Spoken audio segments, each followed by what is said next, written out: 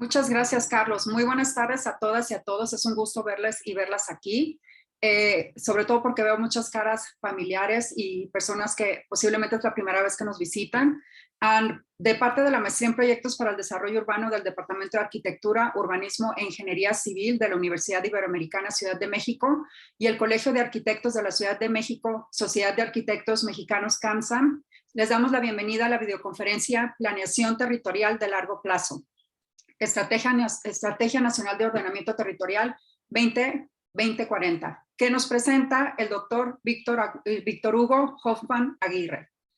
El doctor Víctor Hugo es director general de Ordenamiento Territorial en la SEDATU, coordinó la elaboración del Programa Nacional de Ordenamiento Territorial y Desarrollo Urbano 2020-2024, la Estrategia Nacional de Ordenamiento Territorial 2020-2040, y como presidente del Comité Consultivo Nacional de Normalización de Ordenamiento Territorial y Desarrollo Urbano, apoya el diseño de los proyectos de las primeras normas oficiales mexicanas en la materia.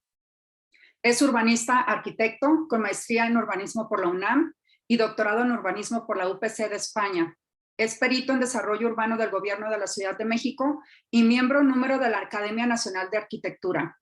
Es profesor también del posgrado en urbanismo y de la licenciatura en arquitectura de la UNAM y fundador de HJM Consultores Planeación y Ciudad SC, donde ha realizado programas, proyectos y estudios urbanos. Muchísimas gracias, doctor Víctor Hugo Hoffman Aguirre, por esta presentación. Estamos muy contentos de tenerte aquí y bueno, te damos este espacio para que nos puedas compartir tu experiencia en el desarrollo de esta estrategia. Gracias.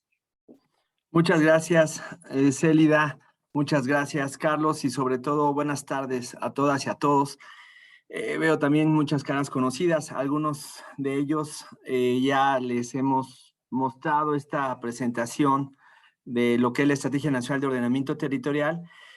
Pero bueno, buscaría en esta presentación, decidí poner un último y nuevo componente que se refiere a cómo en estos 2 años se ha venido materializando todo lo que está previsto en la ENOT y sobre todo entendiendo que la ENOT más que un instrumento es una vía para la expresión, manifestación, implementación de lo que es la Política Nacional de Ordenamiento Territorial de este gobierno.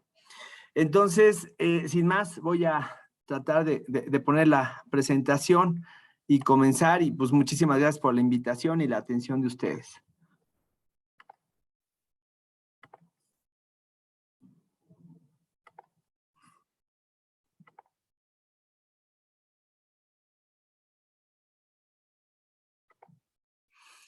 En este momento, ¿pueden ver la presentación?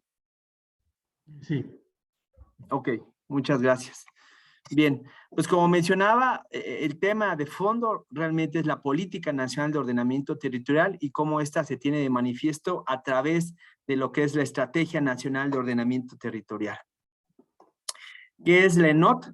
La ENOT es el instrumento rector que bajo un enfoque sistémico configura la dimensión espacial y territorial del desarrollo de México. Aquí uno de los temas relevantes, incluso de ahí es de donde surge el título de esta presentación, es que tiene un horizonte de mediano y sobre todo de largo plazo hacia el año 2040. Consideramos que esto es relevante en el sentido de que la mayoría de los instrumentos de planeación a nivel nacional se acotan al periodo de un gobierno federal, o en muchas ocasiones no es que se acoten al periodo de un gobierno, sino siguen siendo vigentes, pero por el solo hecho de que no se han actualizado y no por eso dejen de tener la necesidad de actualizarse. En ese sentido, también, y lo veremos más adelante, se busca desde su diseño, la manera en la que está concebido, y ya lo mencionaré con algunos instrumentos y elementos que derivan del ENOT, que sea un instrumento vivo, que se pueda ir modificando, actualizando en función de las necesidades de la población y del territorio. Como podemos ver en este esquema, la planeación a nivel nacional pues deriva del Plan Nacional de Desarrollo y después, como está previsto en la Ley General de Asentamientos Humanos, Ordenamiento Territorial y Desarrollo Urbano, se tiene el Sistema General de Planeación Territorial. Aquí es relevante ver, identificar que justamente el ENOT La Estrategia Nacional de Ordenamiento Territorial, en sus siglas ENOT, es la que encabeza este sistema general, seguido por el Programa Nacional de Ordenamiento Territorial y Desarrollo Urbano, que sí se acota al periodo de este actual gobierno federal. En este caso no se habla del 2018-2019 porque es en el 2021 cuando se publica y es por eso que parte del año 2021. Después tenemos los programas estatales de ordenamiento territorial y desarrollo urbano o similares. ¿Por qué digo similares? Porque muchas legislaciones estatales cambian esta denominación y esta es una denominación genérica que viene en la Ley General de Asentamientos Humanos. Después tenemos los programas de zonas metropolitanas o conurbaciones. Luego, los planes o programas municipales de desarrollo urbano, que justo uno de los puntos que toca el ENOT es que no se acoten al desarrollo urbano, que no se acote a lo que son los asentamientos humanos, sino que consideren todos los asentamientos humanos del territorio y el territorio en toda su extensión. Y finalmente tenemos los planes o programas de desarrollo urbano derivado de los anteriores, que de igual manera buscamos que no se acoten al desarrollo urbano, sino que también consideren la totalidad del territorio de una demarcación, ya sea municipio, estado, región. Incluso, digo, por tener una analogía inmediata, considerando la circunstancia y ubicación de la Ibero Ciudad de México, quienes son los anfitriones, la Ciudad de México tiene programas parciales de desarrollo urbano y esto es un ejemplo de un programa derivado de un programa delegacional, ahora de una alcaldía. ¿Cómo está estructurada la ENOT? La ENOT está estructurada a partir de 4 componentes. El primero es su marco de referencia, seguido por lo que es el Sistema Nacional Territorial, que prácticamente es un diagnóstico que se refiere al estado actual y analiza y expone lo que son las tendencias que se tienen identificadas. Después se tiene la estrategia en sí misma como tercer componente y como cuarto componente están los mecanismos para la implementación, evaluación y seguimiento de la misma. Partiendo del primer componente, entre los principios del ENOT está el reconocer a las personas en el centro. Buscar, como segundo componente, el procurar la justicia socioespacial en todo lo que es el territorio nacional. El reconocer el diálogo y la participación abierta e informada de toda la población. El respetar los derechos de los propietarios, ocupantes legítimos y sujetos agrarios. El promover el derecho de acceso libre y seguro a cualquier espacio público, el conservar, proteger y restaurar los ecosistemas naturales y el reconocer la autodeterminación de pueblos y comunidades indígenas. A nivel de diagnóstico, se identifica lo que es el Sistema Nacional Territorial y este a su vez, con base en lo que prevé la Ley General de Asentamientos Humanos, se subdivide en sistemas urbano-rurales. Estos sistemas urbano-rurales están definidos con base en una regionalización funcional que también está determinada de esa manera en la Ley General de Asentamientos Humanos y esta regionalización funcional tiene su origen en un modelo de interacción entre asentamientos humanos. Y aquí reitero, no solo se refiere a asentamientos humanos urbanos, sino también a los asentamientos humanos rurales, es decir, cómo se relacionan todos los asentamientos humanos en el territorio, cuál es la vinculación que hay entre ellos. Y bueno, ¿cómo se genera esta vinculación? ¿Qué es lo que se toma como referencia para generar esta vinculación? Pues son los flujos de personas, servicios y productos entre dichos asentamientos humanos. De esta manera, se identifica y se consideran lo que son las áreas de influencia de estos flujos que hay entre un asentamiento humano y otro, de diferentes escalas, dimensiones, actividades y caracterización, ya sea urbana o rural, para de esta forma delimitar lo que se entienden o se denominan como los sistemas urbano-rurales. Después, al identificar características análogas entre estos sistemas urbano-rurales, se conforman 6 macrorregiones a nivel nacional.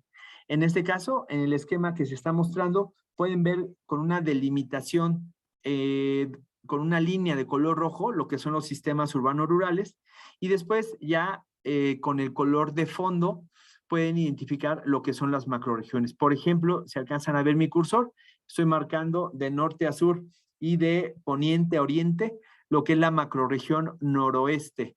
En este caso, conformada por los estados de Baja California, Sonora y Sinaloa. Seguido, hacia el oriente, tenemos con Chihuahua y Durango, lo que es la región norte-centro. Después tenemos en un color amarillo tendiendo a naranja, hacia el oriente también, lo que es la región noreste. Y luego al sur poniente de esta, en un color amarillo o crema, tenemos lo que es la macrorregión centro-occidente. Seguida al sureste o sur-oriente de esta, en un tono gris, con lo que es la región centro, y finalmente al oriente de esta, lo que es la región sureste, en un tono verde. Ahora entraríamos al tercer componente, que es, digamos, el componente de fondo y el que le da sentido a la estrategia nacional, que en sí misma es la propia estrategia. Esta estrategia parte de identificar un futuro deseable, se identifican una serie de retos que le dan origen a la Estrategia Nacional de Ordenamiento Territorial, incluso se identifica a partir de la Constitución Política los artículos que dan origen, dan sentido a esta planeación del territorio, a este sentido de tener a la persona en el centro y de ejercer sus derechos humanos vinculados con el territorio. Y aquí hacemos referencia a muchos de estos artículos constitucionales que le dan origen a lo que es la Estrategia Nacional de Ordenamiento Territorial. De ahí derivan programas sectoriales y especiales derivados del Plan Nacional de Desarrollo y que como política pública en diferentes dimensiones. Tenemos, por ejemplo, yendo de izquierda a derecha, en sus siglas, el Programa Sectorial de Desarrollo Agrario, Territorial Urbano, el Programa Nacional de Ordenamiento Territorial y Desarrollo Urbano, el Programa Nacional de Vivienda y la Política Nacional de Suelo, que son no los únicos, pero sí algunos de los principales instrumentos que coadyuvan a lo que es la Estrategia Nacional de Ordenamiento Territorial. Y en función de los compromisos internacionales, podemos identificar al final los objetivos de desarrollo sostenible, el 1, el 2, el 4, el 6, el 10, el 11, el 13, el 14 y el 15, como los que tienen la mayor, no la única, pero sí la mayor vinculación con el territorio y con lo que es la Estrategia Nacional de Ordenamiento Territorial. Luego tenemos 9 aspectos potenciales y de oportunidad de desarrollo del país. Entre ellos, para no mencionarlos todos, destacaríamos 4. Por un lado está el crecimiento del mercado interno y la fuerza laboral. Digo, es importante mencionar que aquí es un resumen. Estos están mucho más desarrollados con mayor detalle en lo que es el documento. Aquí los expongo de manera muy sucinta.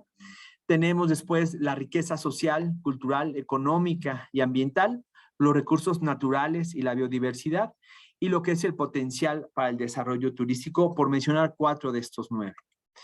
Luego están 24 metas vinculadas a contribuir con los objetivos de desarrollo sostenible. También, por no mencionar estas 24 metas, mencionaré 6 de ellas. Una vinculada, insisto, dentro del documento la van a ver desarrollada en su totalidad. Aquí vemos los temas a los que se refieren. Por un lado está el tema de bienestar, por otro lado está el tema de equidad en la propiedad social, el de economía local, el de comunidades sostenibles, el de instrumentos territoriales y el de instrumentos para la gestión integral de riesgos.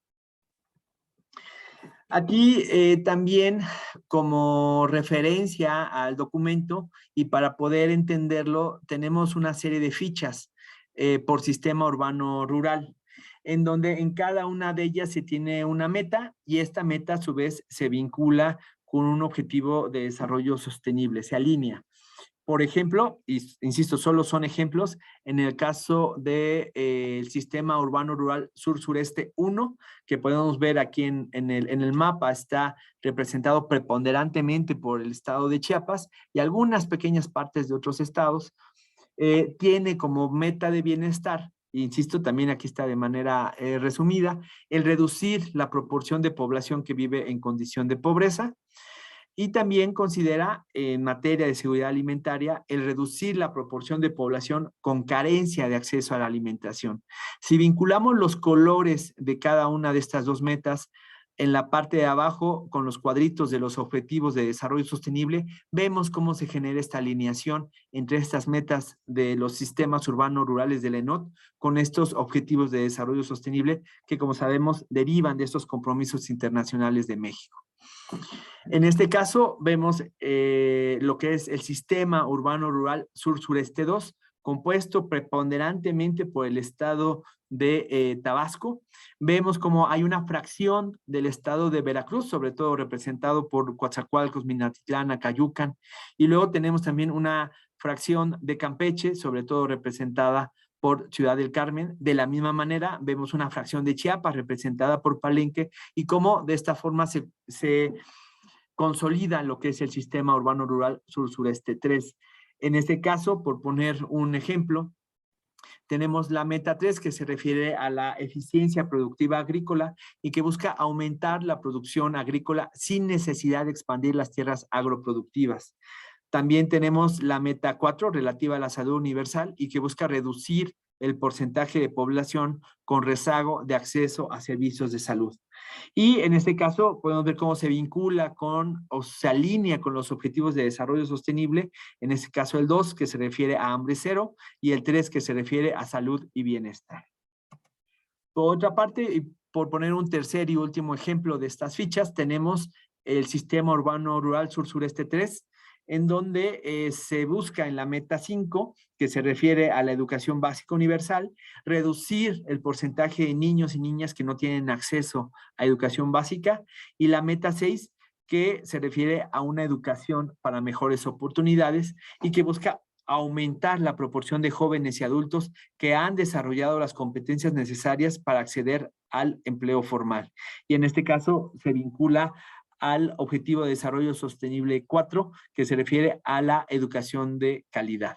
En este caso, este sistema urbano rural sur-sureste 3, como podemos ver en el mapa, se identifica por estar compuesto preponderantemente, bueno, en su totalidad, por el estado de Yucatán, por Quintana Roo y por una buena parte de lo que es el estado de Campeche. Digo, no olvidemos la parte que está vinculada con el estado de Tabasco y que representa otro sistema urbano rural. Entrando a la estrategia y cómo al interior de esta se conforma o estructura, se tienen 3 ejes nacionales. El primero se refiere a la estructuración territorial. El segundo se refiere al desarrollo territorial y el tercero a la gobernanza territorial. De estos ejes, cada uno tiene una serie de objetivos. El primero tiene 3 objetivos prioritarios.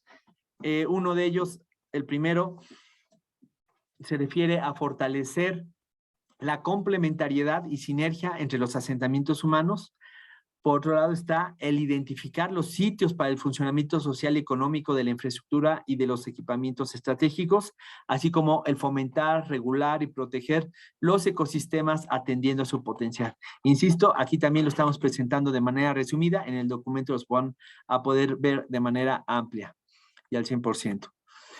Después tenemos en el eje de desarrollo territorial 4 objetivos prioritarios. Entre ellos está el procurar la igualdad socioespacial con un enfoque de derechos humanos y respeto a los pueblos indígenas y afromexicanos, así como promover un modelo físico espacial equilibrado con desarrollo económico. En tercer lugar está recuperar, cuidar y usar de manera sostenible los ecosistemas.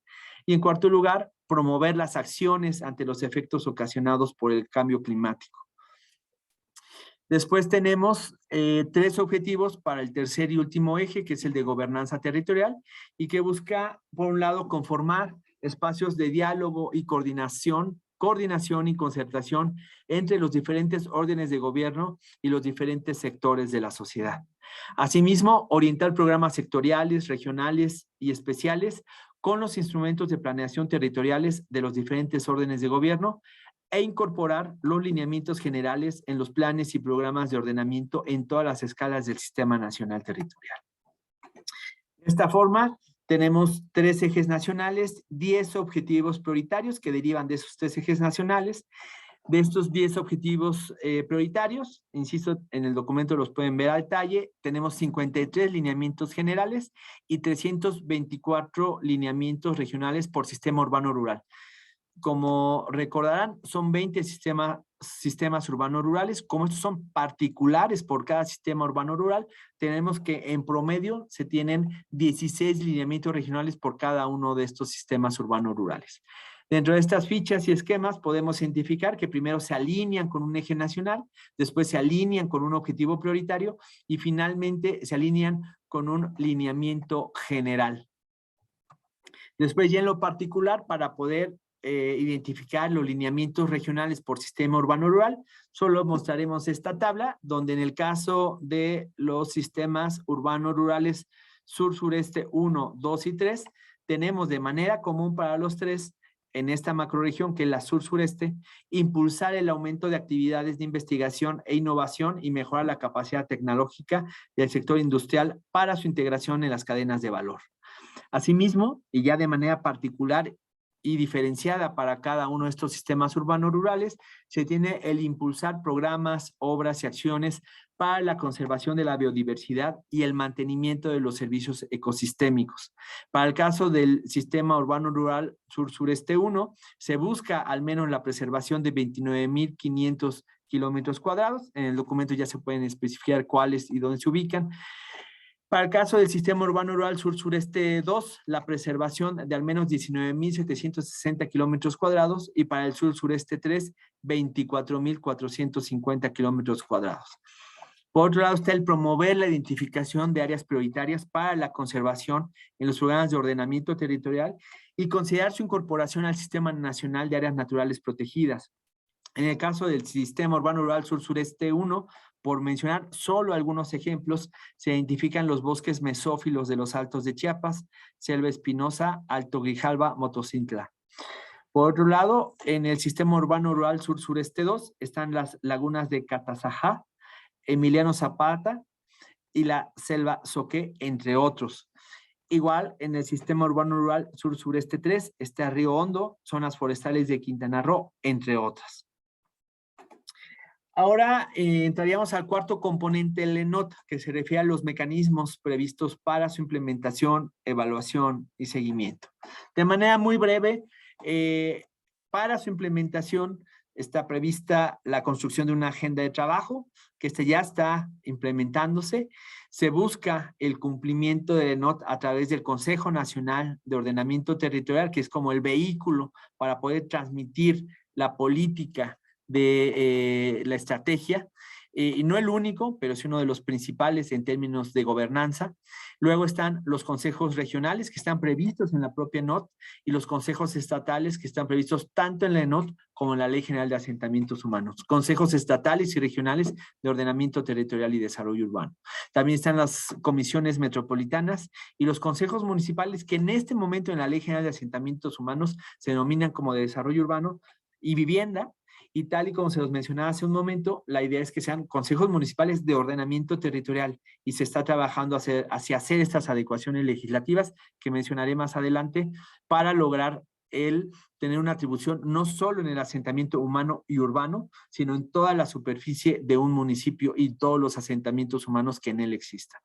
Un ejemplo de lo anterior es el Consejo Regional de Ordenamiento Territorial Sur-Sureste, que está compuesto por los tres sistemas urbanos rurales que se mencionaron previamente y que a su vez también están vinculados con el programa de ordenamiento territorial de esta región. Otro tema bien relevante que ya mencionaré más adelante con un poquito más de detalle es el grupo de trabajo para el seguimiento y evaluación del ENOT. En términos de seguimiento, se tiene la elaboración de la metodología y el tablero para el monitoreo del ENOT, que incluso entre y la próxima semana lo estaremos terminando y trabajando con el grupo de trabajo para el seguimiento y evaluación del ENOT, y también el primer reporte de monitoreo que se estaría esperando tener a finales de este primer semestre de 2022. Por otra parte, y este es el componente de la presentación que les comentaba a quienes ya habían visto las diapositivas previas, que consideré oportuno incluir en este momento, es cómo se ha venido materializando y cuáles son los avances de esta Política Nacional de Ordenamiento Territorial que tiene como instrumento la ENOT y otros que ya se mencionaron, pero qué es lo que ha pasado, qué es lo que sí se ha logrado a partir de ella, ¿no? Pues bueno, directamente como Política Nacional de Ordenamiento Territorial tuvieron la publicación del ENOT hace exactamente un año, en el mes de abril del año pasado. Un mes antes se tuvo la publicación del Programa Nacional de Ordenamiento Territorial en marzo de 2021, y después se conforma el Convenio de Coordinación de la Región Sur-Sureste entre los diferentes órdenes de gobierno que inciden en ese territorio para la planeación y el ordenamiento territorial del mismo. Después se conforma, y esto es muy reciente, un convenio de colaboración y coordinación entre la SEDATU y Semarnat, y aquí hago especial mención al ramo 15 y al ramo 16, porque este convenio no solo lo firman estas dos secretarías como cabezas de estos dos sectores o ramos, sino también organismos que son parte tanto del ramo ambiental como del ramo del ordenamiento territorial, agrario y desarrollo urbano.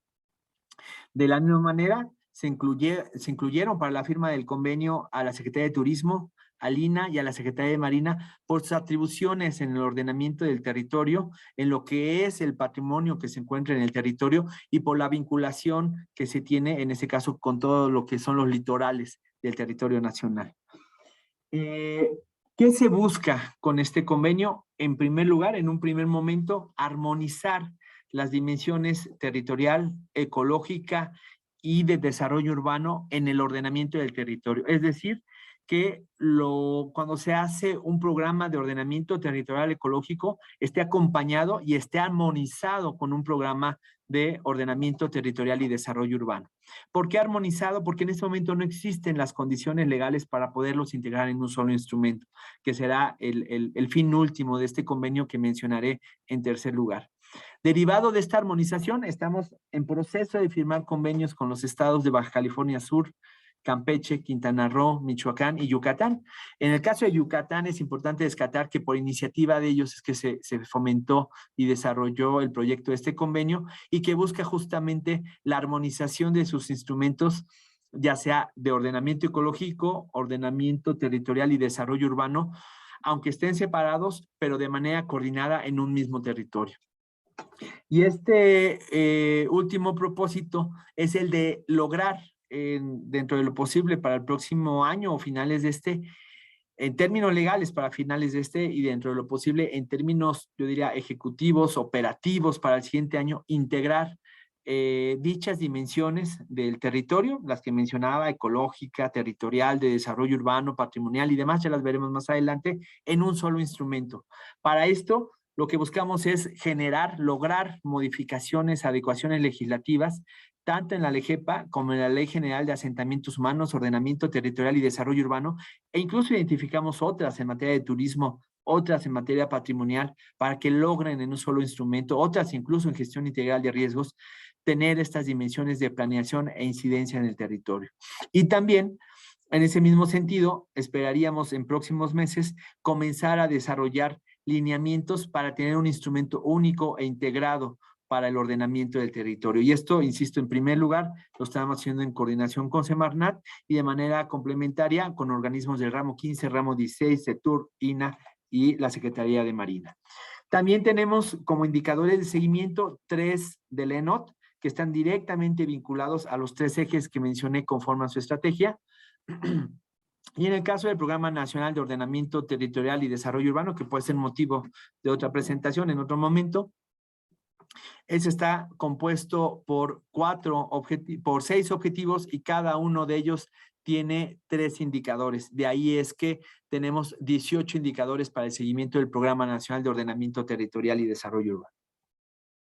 Por otra parte, tenemos la incorporación de la dimensión rural en el ordenamiento del territorio. Tratamos de ir más allá de lo que establece el Sistema Urbano Nacional, que para muchos a veces es la referencia para determinar en dónde generar una planeación del territorio, y aquí buscamos considerar la totalidad de los asentamientos humanos y entre ellos los rurales. En ese mismo sentido, estamos en un proceso de redefinición de lo urbano y lo rural en los asentamientos humanos, sobre todo en la redefinición de lo que son las localidades urbanas y las localidades urbanas, que como algunos de ustedes sabrán, en este momento únicamente se determinan en función de una cantidad de población. Si son más de 1,500 habitantes son urbanos y si son menos de 1,500 habitantes son rurales. Entonces, junto con el INEGI, otros organismos del gobierno federal y la CEPAL, estamos trabajando en ese sentido y esperamos que entre finales de este año e inicios del próximo haya una redefinición mucho más sólida, mucho mejor compuesta para poder determinar qué es una localidad rural y qué es una localidad urbana. Incluso hasta pensamos en la posibilidad de que no sea dicotómica, sino que pueda haber una posibilidad de gradientes entre uno y otro extremo. Luego, tenemos los programas de ordenamiento territorial que se han venido haciendo en apego a esta política nacional de ordenamiento territorial. Partimos del programa de ordenamiento territorial de la región sur-sureste. Este no ha sido terminado, está en proceso, ya en su última parte, digamos, se está integrando los resultados de la consulta pública al mismo, se está ajustando el modelo de ordenamiento territorial y esperaríamos que a mediados de este año ya estuviera concluido y dentro de lo posible publicado. Yo diría publicado, lo comprometerá si todo sale bien para el tercer trimestre de este año. Luego está el Programa Estatal de Ordenamiento Territorial y Desarrollo Urbano de Tabasco. Este es muy relevante, sobre todo porque surge de la emergencia que se tuvo en ese estado hace año y medio. Recordarán las inundaciones que se tuvieron en octubre de 2020 y que contribuyeron a muchos desastres y muchas pérdidas en muchos sentidos en ese estado, pero también es importante identificar que esas inundaciones son parte de una condición natural de ese territorio, donde incluso se identificaba que el 55% del territorio tiene una susceptibilidad a inundaciones. Entonces, en ese sentido, consideramos imprescindible que si va a haber un ordenamiento del territorio fuera desde un enfoque de cuenca y también desde una perspectiva desde la gestión integral de riesgos. Así es como se desarrolló y, bueno, ha sido, consideramos, muy satisfactorio la manera en la que quedó. Se hizo en muy poco tiempo e incluso al día de hoy fue a inicios de este mes cuando ya se publicó oficialmente por parte del gobierno de ese estado. También en el caso de Tabasco se tiene en este momento 14 de los 17 proyectos de programas municipales de ordenamiento territorial y desarrollo urbano. Oficialmente son llamados por la legislación estatal programas municipales de desarrollo urbano, pero se hicieron con la dimensión del ordenamiento territorial en el estado de Tabasco. Y luego están 4 de los 5 programas municipales de ordenamiento territorial y desarrollo urbano que conforman el estado de Baja California Sur, que se esperaría se estén desarrollando en este año y también se estén armonizando, como hemos mencionado, con el programa estatal de ordenamiento ecológico, que también se tiene en proyecto y se buscaría que pudieran salir al mismo tiempo, pero sobre todo esto de manera coordinada, de manera armonizada. Por otra parte, en términos de gobernanza, ya se mencionó, se reinstaló el Consejo Nacional de Ordenamiento Territorial y Desarrollo Urbano, ha estado sesionando entre cada 6 meses y anualmente, y también se conformó el grupo de trabajo, ya lo decía, de seguimiento y evaluación del ENOT. Pero lo que quería enfatizar en este momento es que este grupo de trabajo de seguimiento y evaluación del ENOT se buscó que tuviera la representación de todos los sectores de la sociedad y al final es un grupo de trabajo que tiene una mayoritaria representación de los sectores de la sociedad con respecto a la representación que tiene del gobierno federal y de otros niveles de gobierno. Esto hace que, o digamos, asegura que le dé continuidad desde estos grupos de la sociedad a lo que será esta evaluación y seguimiento de lo que es el instrumento del ENOT, e incluso diría, eso es lo que le da la condición de que sea un instrumento vivo y que pueda irse ajustando, mejorando a las condiciones de la realidad del país. También se instaló y se encuentra en operación el Comité Regional de Ordenamiento Territorial Sur-Sureste y que surge vinculado al Programa Regional de Ordenamiento Territorial, justamente en esta región. Y por otro lado, se ha promovido la composición, instalación y la operación de 32 de los 32 consejos estatales de ordenamiento territorial y desarrollo urbano. También dependiendo el estado, su legislación estatal modifica el nombre y a veces le cambia ahí algunos términos, le aumenta el tema de vivienda, le quita tal vez el ordenamiento territorial o el desarrollo urbano, le aumenta la parte ecológica, depende, insisto, la condición que establezca cada legislación estatal. Muchos de ellos ya se habían instalado pero no operaban. Muchos de ellos empezaron a operar a partir de que se requirió la consulta del ENOT con ellos y muchos de ellos se fueron reinstalando también en función de los nuevos gobiernos que fueron ocupando esos estados. Por ejemplo, ahorita tenemos 14 nuevos gobiernos estatales que requerirán la reinstalación y en algunos casos excepcionales la instalación porque no había de origen de estos consejos estatales de ordenamiento territorial y desarrollo urbano y que a su vez todos estos órganos de gobernanza o grupos colegiados fungen como elementos para transmitir, adecuar, tropicalizar en los mejores términos posibles esta política nacional de ordenamiento territorial a las necesidades y oportunidades de cada territorio y de cada grupo de población. Por otro lado, se elaboraron lineamientos para programas de ordenamiento territorial y desarrollo urbano, ya sean municipales, estatales, regionales, en los que se busca integrar los derechos humanos como un elemento primordial en todos ellos, el ordenamiento territorial, el ordenamiento ecológico en su justa dimensión, sin tratar en este momento de invadir las atribuciones de Semarnat en esta materia, pero sí tener consideraciones en materia de ordenamiento ecológico. La dimensión agraria es importantísima. No se puede perder de vista que más de la mitad del territorio nacional es propiedad social, y sería ilógico que no se tome en cuenta la dimensión agraria, en donde más de la condición o del tipo de propiedad de territorio nacional, siendo una propiedad social, tiene también una condición agraria. Está el desarrollo urbano, está el análisis de aptitud territorial para poder determinar en dónde sí y en dónde no debe de haber asentamientos humanos, o en algunos casos, como nos pasó en Tabasco, qué hacer para adaptar a algunos asentamientos humanos que ya se encuentran en lugares donde el riesgo no les permitiría en principio estar, pero si ya están, cómo adaptarse o mitigar ese riesgo en un momento dado. En ese mismo sentido está el enfoque de la gestión integral de riesgos, y está la parte relativa al patrimonio natural, cultural e histórico.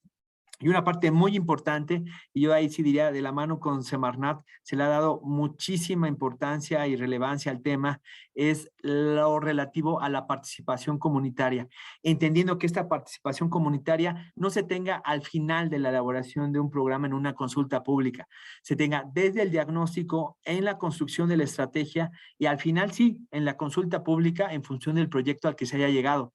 Pero lo que se busca es que la construcción de un programa en cualquiera de sus escalas, municipal, estatal, parcial, regional, debe de tener una participación comunitaria, entre otros motivos, para generar un sentido de apropiación de la población, para que la población sea la principal vigilante, conocedora y promotora de lo que sería un programa de ordenamiento territorial en un momento dado.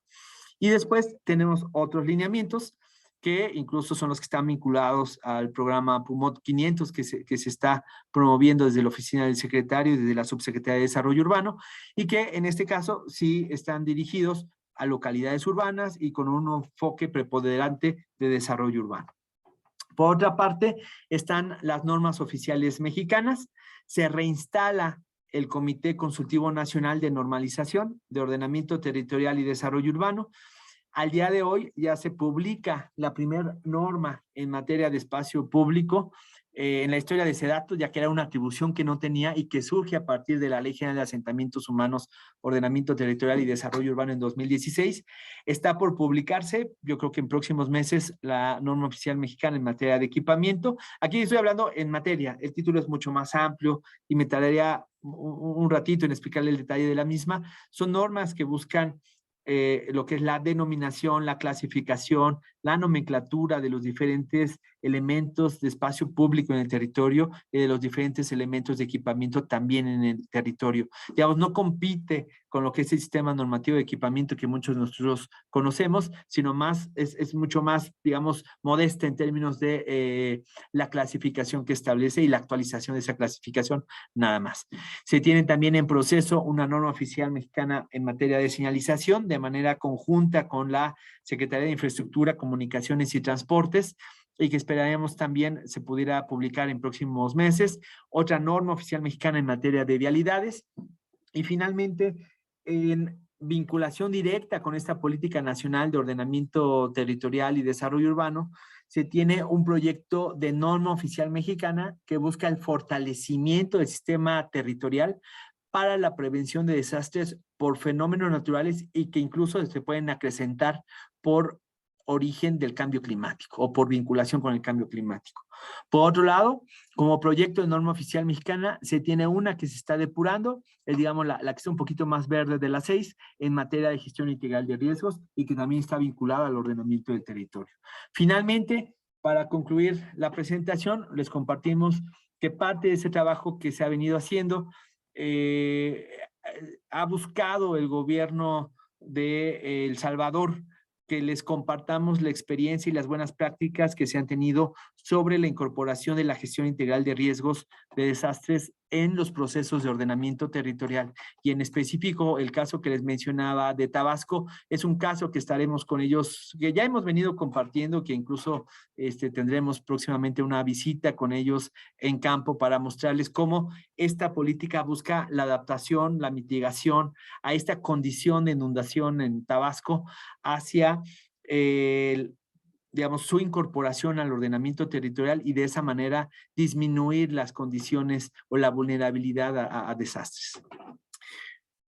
Bien, pues yo terminaría compartiendo una idea que fue la que nos motivó al desarrollo, a la promoción y diría nos sigue motivando a la implementación de esta política, que es buscar un territorio más humano, más justo y ordenado.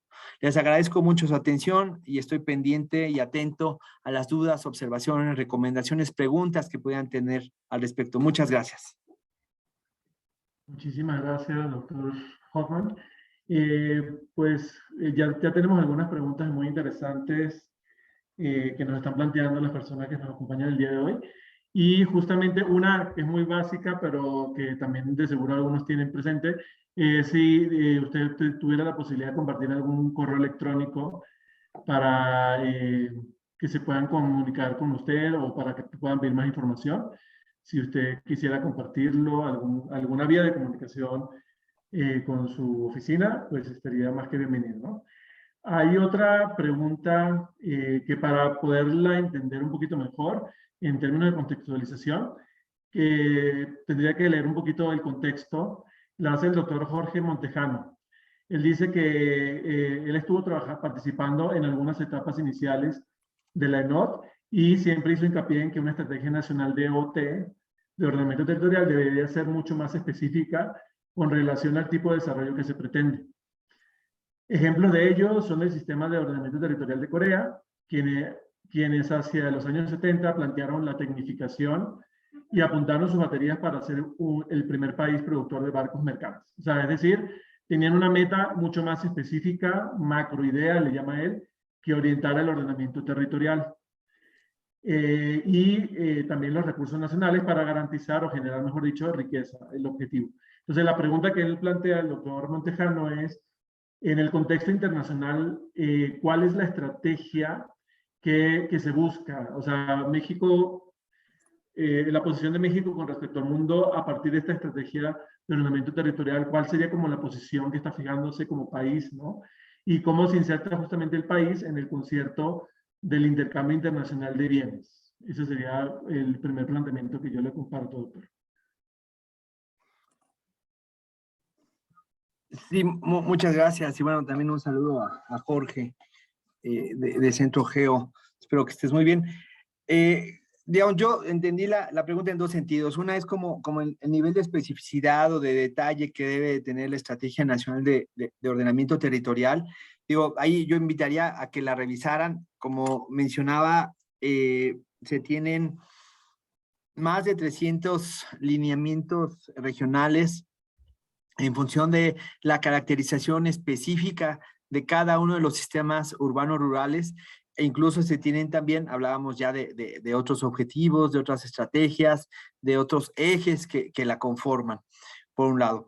Por otro lado, también lo que se busca es que esto establezca líneas generales en función de su escala, que es una escala nacional, a partir de lo que son las macroregiones y los sistemas urbanos rurales.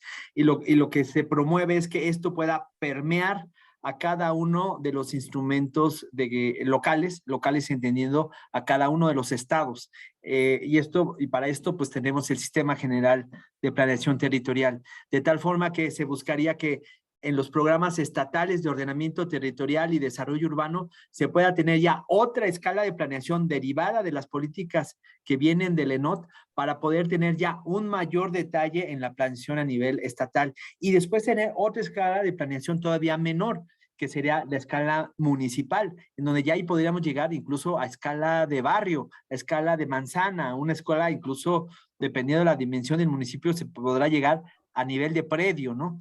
En el caso de la Ciudad de México, pues los programas delegacionales tienen una escala de manzana. Los programas parciales tienen una escala de predio de manera específica y a veces hacen normas de ordenación particular por un predio en específico. Entonces, se buscaría que en la misma proporción de la escala de planeación territorial o la escala del instrumento de planeación territorial se tenga en consecuencia esa especificidad. Pero se buscaría también que en términos de esta política regional, de esta política derivada de la estrategia nacional y habiéndose identificado estas características, estas vocaciones, estas especificidades, ya sean naturales, poblacionales, culturales, patrimoniales de cada región, pudieran irse decantando con estos otros instrumentos, por un lado. Por otro lado, entendí que la segunda parte de la pregunta se refiere a su vinculación con la escala internacional o con el contexto internacional. En ese sentido, pues bueno, nosotros somos no solo respetuosos, sino considerados hacia lo que son los acuerdos internacionales, no sé, el marco de Sendai, el Acuerdo de París, en este caso los Objetivos de Desarrollo Sostenible y muchas de las políticas que se están considerando son derivadas y están vinculadas a esos acuerdos. En lo personal también consideramos, por ahí existe el dicho de la moda lo que te acomoda, y yo creo que de los acuerdos internacionales también, en el sentido de que puedes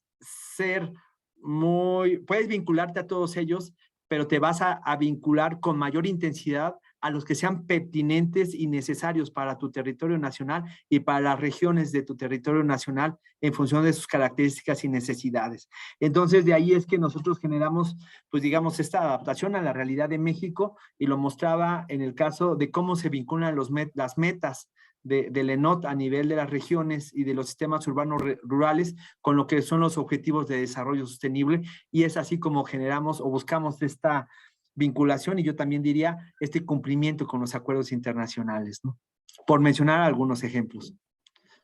Y otro ejemplo muy rápido sería el de la gestión integral de riesgos y el marco de Sendai, esto vinculado a lo que es el ordenamiento del territorio, que también no en todos los países existe y se está manejando con este detalle, diría yo.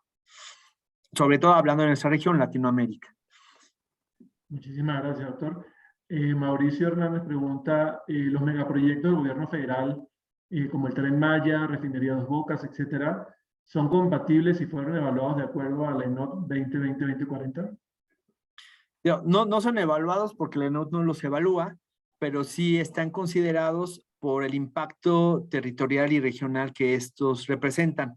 Es bien importante mencionar, la ENOT no deriva de ellos. La ENOT deriva de una política nacional de ordenamiento territorial, y esa política nacional de ordenamiento territorial los toca precisamente por este impacto que tienen en el territorio. Entonces, en ese sentido, yo diría, sí están considerados, sí están mencionados, pero no son la base definitivamente del ENOT, ¿no?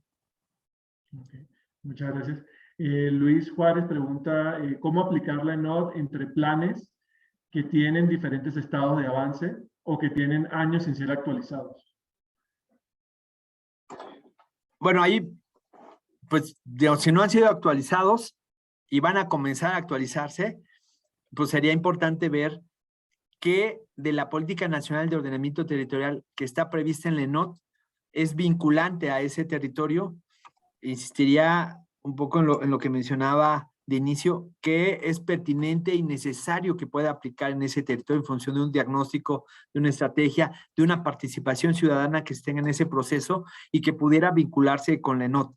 En ese sentido, pues bueno, la recomendación sería, y el trabajo que nosotros mismos desde SEDATU estamos haciendo, es buscar, y también les pediríamos a ustedes dentro de lo posible que pudieran ser partícipes en ayudarnos en generar o en transmitir de entrada la existencia de este instrumento, junto con él las políticas que contiene, y junto con esas políticas las susceptibles de aplicarse a esos otros territorios, estos más de 2.500 municipios o casi 2.500 municipios que tenemos, y que requieren en función de sus regiones, sistemas urbanos rurales, una política en lo particular. Insisto, en función de la escala de ese asentamiento humano, ya sea urbano y rural, tendrá una especificidad de atención, y esa especificidad en muchos o en algunos de los casos puede vincularse directamente a lo que está previsto en la ENOT, y en algunos otros casos no, pero puede desarrollarse y después generar este vínculo para el desarrollo de su territorio, ¿no? Y Alejandra Guzmán pregunta, por ejemplo, ¿cuál es el horizonte que en la práctica se considera para contar con que todos los estados y todos los municipios ya cuenten con este ordenamiento territorial como eje rector? Sí, bueno, ese horizonte está determinado porque esos estados y esos municipios elaboren sus programas. Por una, digamos, como dirían los abogados, por una condición de prelación, pero yo diría tal vez no es de prelación, yo diría más bien de escala territorial, con quienes más tenemos vinculación a nivel de esta política nacional de ordenamiento territorial es con los estados. Entonces, en ese sentido, una de las cosas que más promovemos es la elaboración de los programas estatales, como la primera escala que de manera inmediata está vinculada a la Estrategia Nacional de Ordenamiento Territorial. Entonces, aquí lo que promovemos con los consejos estatales, con los gobernadores, con los secretarios en materia de ordenamiento territorial y desarrollo urbano es que se elaboren sus programas estatales y nosotros desde la SEDATU estamos en toda la disposición de dar la asistencia técnica necesaria para que se pueda generar esta vinculación con la ENOT. Y sobre todo, pues bueno, buscando los beneficios, incluso yo diría el análisis, el trabajo, el diagnóstico, la propuesta que se ha hecho de avanzada en ese territorio a otra escala y que se buscaría que de manera pormenorizada en lo que es un programa estatal pudiera permear, incluso, por ejemplo, hablábamos en algún momento, aunque no está previsto en ENOT, que de los sistemas urbanos rurales pudieran subdividirse en subsistemas urbanos rurales. Y si esto pudiera ser concebido en los programas estatales, en esta vinculación con lo que son los sistemas urbanos rurales, pues sería fantástico. Un ejemplo de eso es el programa estatal de Tabasco, digo, independientemente de la condición a inundaciones, susceptibilidad a inundaciones y del enfoque de gestión integral de riesgos y el enfoque de cuenca con el que se hizo, se tomó en cuenta la lógica funcional de los sistemas urbanos rurales para hacer una subdivisión similar a nivel del sistema de ciudades dentro de lo que es el territorio del estado. Entonces, digo, se pueden denominar como subsistemas urbanos rurales o de alguna otra manera, pero se buscaría que se aprovechara y se utilizara esta política y esta, pues llamémosle, lógica en principio funcional del territorio, de los sistemas urbanos rurales, y que incluso también dentro de esta condición que mencionaba de ser un instrumento vivo la ENOT, se pudiera ir ajustando a algunos otros elementos, como puede ser el enfoque de cuenca. O sea, el enfoque de cuenca puede ser otro elemento para reformular lo que son las regiones que en este momento existen.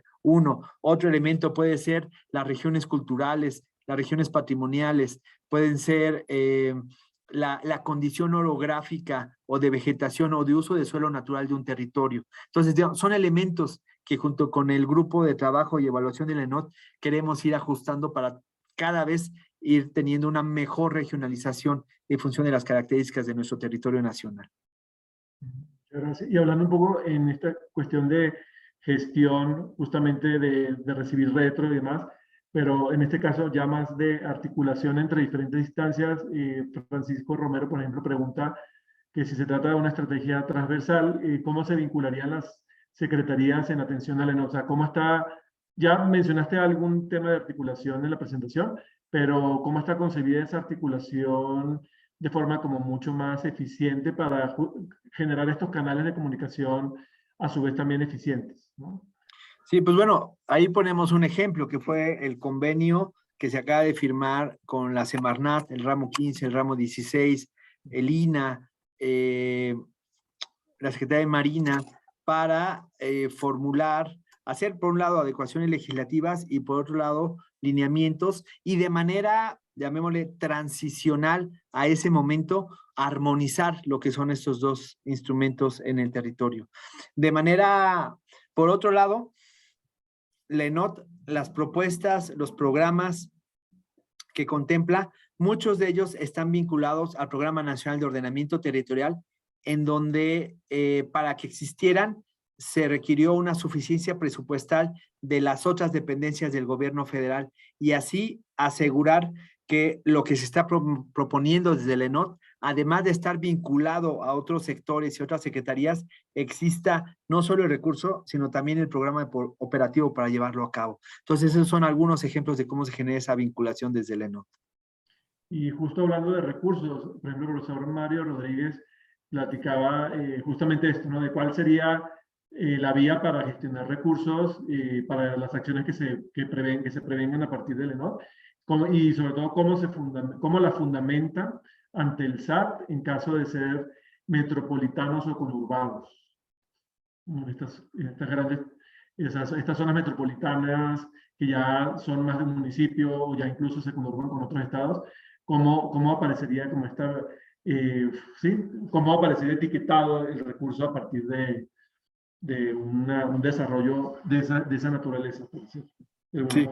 Digo, si bien, como mencionaba y mostraba en la presentación, la ENOT está vinculada en este momento al Programa Sectorial de Desarrollo Agrario, Territorial y Urbano, a lo que es el Programa Nacional de Ordenamiento Territorial y Desarrollo Urbano, al Programa Nacional de Vivienda y a la Política Nacional de Suelo, por hablar únicamente de los del ramo 15, incluso también está el programa sectorial, uno de los programas, el programa sectorial en materia de medio ambiente. En ellos, en este último, por ejemplo, se habla de esta armonización y en los primeros 4 que mencioné, que son el ramo 15, estos están vinculados a programas presupuestales y a la suficiencia presupuestal para elaborar o implementar diferentes programas. Entonces ahí, digamos, ya se tiene asegurado el recurso para la implementación de estos programas que a su vez están vinculados a la ENOT. Es también importante distinguir que la ENOT no es un programa que deriva del programa del Plan Nacional de Desarrollo, es una estrategia, no es un programa. Por eso es que esta vinculación presupuestal no la tiene de forma directa, como lo tienen aquellos programas a lo que es el Plan Nacional de Desarrollo, e incluso hay una evaluación y un seguimiento por parte de la Secretaría de Hacienda. Aquí es distinto, pero sí se establece una estrategia que yo diría al revés, no deriva del programa nacional, pero de esta, digamos, falta de elementos para tener un presupuesto directo por parte de la Secretaría de Hacienda, al revés, la ENOT genera la vinculación a estos programas nacionales y genera propuestas que estén vinculadas a esos programas presupuestales y que aseguren un presupuesto, un recurso para su implementación. Muchísimas gracias. Y han habido, doctor, varias preguntas sobre el tema de la mitigación de impactos de los proyectos. Por ejemplo, nombraban el proyecto del Tren Maya o en general proyectos en particular de cambios de uso del suelo. Y se plantea, por ejemplo, en el caso de Carla González, se preguntaba qué estrategias específicas se plantean para la mitigación de este tipo de cambios o de proyectos en los diferentes ámbitos, ya sea federal, estatal o municipal. Sí, bueno, aquí también es importante distinguir o identificar un tema. Ahorita que hablaban, por ejemplo, del Tren Maya, el Tren Maya apenas en los últimos meses está consolidando lo que es su trayectoria y en función de ello los impactos que va a generar. Entonces, en ese sentido, digo, un ejemplo de ello es pues, toda la información que hay en este preciso momento al respecto de lo que es el tramo 5. Eso no se tenía hace un año cuando se elaboró la ENOT. Sin embargo, este es un muy buen ejemplo de un motivo para generar esta actualización de la ENOT en el caso de zonas como es pues el tramo 5, ¿no? En función de todo lo que se ha mencionado de los cenotes. Entonces, son temas que no estaban en este momento, digamos, tan desarrollados y tan especificados, si bien se conocía un trazo general del Tren Maya y había algunas previsiones generales respecto a ese impacto, ahora que ya se conoce con detalle digamos, y con certeza lo que va a ser esa trayectoria, ya se puede proponer con mayor detalle cuáles podrían ser las alternativas de mitigación. Ahora también es importante identificar, una vez más, la escala del ENOT, que es una escala regional y que a su vez se subdivide por estas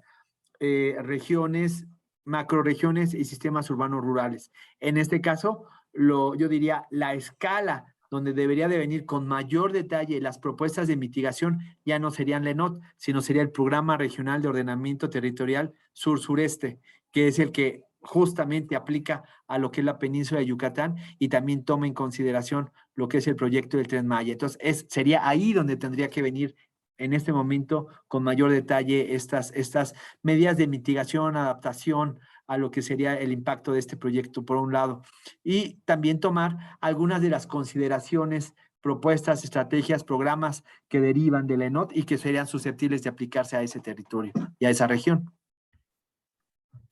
Muchísimas gracias, doctor. Y hay una pregunta también referida a las normas oficiales mexicanas, dice Paulina Ibarragán, respecto a la modificación a la NOM, ¿cuáles fueron los criterios para la reorganización de los subsistemas de clasificación? Perdón, pero ¿a cuál NOM se refiere? ¿A cuál de las 6? Déjame ver si aquí lo comenta. O sea, bueno, no leímos aquí la especificación, pero bueno, si nos pudiera, Paulina, compartir a cuál te referías en particular. Y mientras tanto, bueno, aquí hay otras preguntas interesantes en relación, por ejemplo, por ejemplo, el caso de Mauricio Hernández dice, la ENOT propone, se pregunta él, ¿no? Si la ENOT propone mecanismos para que el Programa Nacional de Vivienda incida en la dinámica de mercado caracterizada por la especulación inmobiliaria, o sea, llega como hasta ese nivel, por decirlo de alguna forma. Digo, la ENOT tiene algunas consideraciones en materia de vivienda, sobre todo en la introducción de la propia ENOT se hacen varias reflexiones al respecto en términos de cómo la inversión inmobiliaria ha transformado el territorio y muchas de las consideraciones que se deben de tener a ella. Incluso también el Programa Nacional de Ordenamiento Territorial, dentro de sus diferentes escalas de planeación, lo prevén. Y digo, hablo de los dos instrumentos porque los dos instrumentos al final son portadores de esta Política Nacional de Ordenamiento Territorial. Ahora, el detalle de cómo prever, cómo evitar esta especulación, digo, aquí se plantea en lo general, en el caso del ENOT, pero ahí reitero, son elementos que se buscaría ir pormenorizando en lo que son ya las escalas de planeación estatales, municipales, incluso metropolitanas. No es, y también yo distinguiría, ¿no? Es una estrategia nacional de ordenamiento territorial, que por supuesto considera todo lo que esté en el territorio, entre eso está el desarrollo urbano. El desarrollo urbano es parte de un asentamiento humano y ese asentamiento humano está compuesto por viviendas. Esa especulación que se menciona, sin lugar a dudas, tiene que ver en lo que sería el desarrollo, la evolución o la involución de un territorio, y hay algunas consideraciones, insisto, a nivel de política y de estrategia en la ENOT, pero de manera pormenorizada, pues se buscaría que se fuera ya dando en función de las características de cada territorio. Digamos, no es lo mismo el nivel de desarrollo inmobiliario que se está teniendo en Guadalajara, en la zona metropolitana de Guadalajara en este momento, la que se tuvo en la Ciudad de México desde hace 5 años para atrás, y de la que se está teniendo en este momento a lo mejor en el norte del país, en lo que sería Sonora, Sinaloa. Entonces, las condiciones son distintas, incluso yo diría, las lógicas del mercado también tienen ciertas diferencias que habría que considerar entre una región y otra, y eso mismo se plantea con esa distinción entre la política de una macrorregión del ENOT y la política de otra. Justo por eso es que también se manejan estas políticas a nivel regional y en algunos casos a nivel del sistema urbano rural. Y justamente, doctor, hablando de vivienda, el tema, hay alguna pregunta de Jorge Tavares asociada con el tema de la informalidad, o sea, de los asentamientos informales, que son un gran tema de Estado, por decirlo de alguna forma. Entonces, en ese sentido, no sé, desde la ENOT, ¿hay alguna consideración especial al momento de hacer análisis, ya sea de riesgo o de estudios particulares de este tipo de asentamientos en las ciudades, que suelen ser a veces que son de la mayoría en algunos puntos en particular? Sí, digo, definitivamente sí, sobre todo cuando hablamos de un enfoque, son muchas cosas que tienen que ver con los asentamientos humanos irregulares. Una son los derechos humanos y el derecho a una vivienda. Y cuál es la condición del derecho a la vivienda que deben de tener. No solo, bueno, y ahora hablamos no solo de simplemente de un derecho a una vivienda, sino de un derecho a una vivienda adecuada, donde entre las dimensiones que son parte de la vivienda adecuada está, por ejemplo, la cultural, que es una de las consideraciones que se tienen también desde el ENOT. No va a ser lo mismo una vivienda en el norte del país donde hay una carencia de agua importante con respecto al sur, donde incluso la abundancia de agua puede representar el riesgo, mientras en el otro caso la carencia de la misma representa el riesgo. Por un lado. Entonces, en ese sentido, sí se tienen consideraciones en función del territorio, en función de la escala y en función del derecho humano que representa la vivienda a la población, pero también se parte de identificar en dónde sí y en dónde no debe haber asentamientos humanos. Y en el caso de en dónde sí hay asentamientos humanos, ya lo mencionaba hace rato, pero no es una zona donde deberían de estar por el riesgo al que están expuestos. Ahí en lo que se piensa y en lo que se actúa es en las medidas de adaptación, en algunos casos. Por ejemplo, hablábamos del caso de Tabasco. En el caso de Tabasco se planteaba tanto en el, digamos, ya en otras escalas de planeación, pero que derivan de estas políticas de la Estrategia Nacional de Ordenamiento Territorial y de esta Política Nacional de Ordenamiento Territorial. Se contempló en el caso del Programa Estatal de Tabasco que en las zonas susceptibles a inundaciones se apoyara hacia que pudieran tener o pudieran existir estas viviendas en palafitos, en una condición de palafitos, y que de la mano con la Comisión Federal de Electricidad se tienen ya las cotas máximas a donde puede llegar el agua. Con base en esas cotas máximas a donde puede llegar el agua en épocas de lluvias y sobre todo en este ciclo de cada 5 años y medio en promedio, cuando se tiene una lluvia torrencial y que genera estas inundaciones, se puede tener ya también la certeza de hasta dónde tendrá que llegar de altura esos palafitos y generar esa condición de adaptación de esos asentamientos humanos, que también por cuestiones de recursos y disponibilidad de suelo, de tierra, tampoco es muy fácil, bueno, yo diría es sumamente difícil hablar de reubicaciones. Entonces a veces ahora es más fácil hablar de una condición de adaptación, de una condición de mitigación de esos asentamientos irregulares en esa condición de riesgo que en una reubicación. E insisto, esto siempre de la mano con reconocer la condición del derecho humano a la vivienda de la población.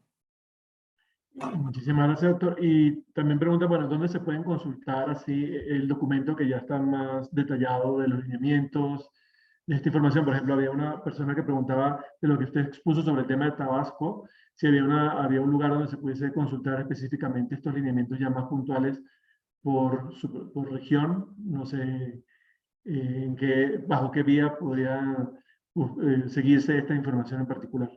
Sí, bueno, en el caso de Tabasco, ahí no son lineamientos, es el Programa Estatal de Ordenamiento Territorial y Desarrollo Urbano, y en el contenido del mismo se pueden encontrar algunas políticas, alguna normatividad, alguna estrategia que tiene que ver con esto que estoy mencionando, sobre todo en función de las unidades de gestión territorial en la que se subdivide, que son 160 y tantas, y en cada una de ellas aplica una política y estrategia en lo particular. Este lo pueden identificar en, digo, si yo puedo, no sé si lo logre, pero sí prometo en lo que resta del día enviártelo a ti, tú se lo puedas enviar a ellos. Hay un enlace de, no me acuerdo si es Gaceta o periódico oficial del gobierno del estado de Tabasco. Es más, yo diría, pueden buscar esa Gaceta o periódico oficial del gobierno del estado de Tabasco del 2 de abril de este mes, ese día es cuando se publica lo que es el programa estatal. De todos modos, yo trato de buscar en este momento el enlace y si me da tiempo se los pego en el chat y si no me da tiempo te lo mando para que se los pudieras compartir. Muchísimas gracias. Y también hay, si nos pudiera compartir el vínculo donde está la estrategia nacional para descargar. Yo imagino que uno lo googlea y sin problema, pero si... Sí, este es muy fácil. Digo, si lo googlean, les va a salir la página de la SEDATU en donde está la estrategia y la encuentran en dos versiones, en la versión amplia y en la versión ejecutiva. En ese mismo, digamos, en la misma página en la que se abre, están las dos versiones en PDF. Muchísimas gracias, doctor. Y bueno, hay más preguntas que se vinculaban de cierta forma con las demás, que ya le mencioné. Entonces, yo sugeriría cerrar la sesión en este momento y más bien, además de darle las gracias por su excelente aportación, le voy a dar la palabra a la doctora Celia Gómez, que es la coordinadora de la maestría en proyectos para el desarrollo urbano, para que cierre oficialmente el evento. Muchísimas gracias, doctor Hoffman. Ha sido una plática muy interesante, sin duda, pero antes de que cerremos el evento, yo quisiera darle la palabra a una colega que prácticamente fue el vínculo contigo, entonces si no tienen inconveniente me voy a permitir presentarla y si me ayudas, Carlos, también a habilitar un poco su micrófono. Sí, un segundo, por favor. Entonces yo quiero, bueno, más que nada darle las gracias también a la maestra Pilar Álvarez, que es académica de tiempo completo del Departamento de Arquitectura, Urbanismo e Ingeniería Civil en la Universidad Iberoamericana Ciudad de México y también es miembro del Consejo Directivo del Colegio de Arquitectos de la Ciudad de México y de la Sociedad de Arquitectos Mexicanos, el CAMSAM. Entonces, Pilar, te cedemos la palabra, por favor.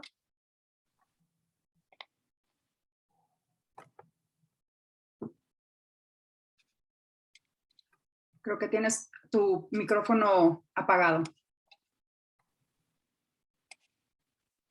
Hoy creo que no, creo que se desconectó. Sí, ¿verdad? Se desconectó. Pues bueno, para no, qué pena. Pero bueno, entonces aprovechamos entonces para darte las gracias, para extenderte realmente un muy sentido agradecimiento por este tema que has expuesto el día de hoy, que tenía como nombre justamente la presentación del ENOT y explicarnos un poquito también cuáles eran las estrategias y el punto de, no solamente el punto de partida, pero también todos los avances a la fecha del día de hoy. Creo que ha sido un evento muy interesante. No solo ha generado un número importante de personas interesadas, pero también creo que las preguntas que se han hecho reflejan muchísimo cuáles son los intereses de todos y cada uno de nosotros de los que estamos aquí. A nombre del Departamento de Arquitectura, Urbanismo e Ingeniería Civil y de la Maestría en Proyectos para el Desarrollo Urbano y así como también del Colegio de Arquitectos de la Ciudad de México y de la Sociedad de Arquitectos Mexicanos, quiero darte las gracias por tu presentación el día de hoy y bueno, también agradecer a todos y cada una de ustedes que nos acompañaron el día de hoy. Los esperamos no este semestre, sino hasta el siguiente semestre, en donde posiblemente podemos volver a invitar al doctor Víctor Hugo a que ahora sí nos platique del Programa Nacional de Ordenamiento Territorial y Desarrollo Urbano, que dijiste que luego podrías platicar de él. Entonces, posiblemente, y si te lo ves adecuado, te extenderemos la invitación para que regreses a este foro. Muchas gracias a todos y a todas. Perdón que te interrumpa. Una disculpa. Ya llegó Pilar, sí. Perfecto, perdón. No, y perdón, una disculpa, justo me sacó la red, pero no, más que nada, ya para no distraer más tiempo, agradecerles de parte de Honorato Carrasco, el presidente del Colegio de Arquitectos. Ahorita tengo puesta la camiseta del Colegio de Arquitectos, en el sentido de la presencia de todo esto, también por supuesto al Departamento de Arquitectura, Urbanismo, Ingeniería Civil, a la Maestría en Proyectos para el Desarrollo Urbano, a Célida, o sea, Cheli, a la doctora Célida Gómez, a Carlos Delgado, la organización y sobre todo la difusión y este gran éxito en la difusión de este evento, lo cual nos congratula y me da muchísimo gusto, porque como yo le comentaba a Víctor Hugo, considero y consideramos todos extraordinariamente importante familiarizar acerca de este instrumento no solamente a los profesionales, sino también a los estudiantes y a la población en general. Entonces, a partir de la información, a partir del conocimiento, es como podemos poder seguir aportando a nuestro país. Entonces, y pues agradecerle también a Víctor Hugo, por supuesto, esta facilidad en la comunicación de algo tan importante, Víctor Hugo, pero sobre todo tu gentileza en la comunicación para poder llevar a cabo este evento. Entonces, realmente, y tu paciencia en las comunicaciones. Entonces, realmente eso te lo agradezco mucho. Y por último, hacerles una invitación a quienes desconozcan o no participen dentro de los eventos del Colegio de Arquitectos. Está la página del Colegio de Arquitectos de la Ciudad de México, la Sociedad de Arquitectos Mexicanos. Estamos haciendo muchísimos eventos y pues es esta invitación abierta a que si están alejados del colegio, se acerquen porque realmente se están promoviendo muchísimas cosas. Dentro de todo es la difusión de programas y planes tan importantes como los que Víctor Hugo nos acaba de familiarizar. Entonces, gracias por cederme la palabra un momentito, Carlos, Cheli y Víctor Hugo, de nuevo, felicidades y gracias. Gracias, Pilar. Gracias a todas y a todos. Gracias, Víctor. Sí, muchas gracias a todas y a todos por su atención y el tiempo y sobre todo la invitación. Muchas gracias. Muy amables. Claro, gracias a ti. Hasta luego, que estén bien. Hasta luego.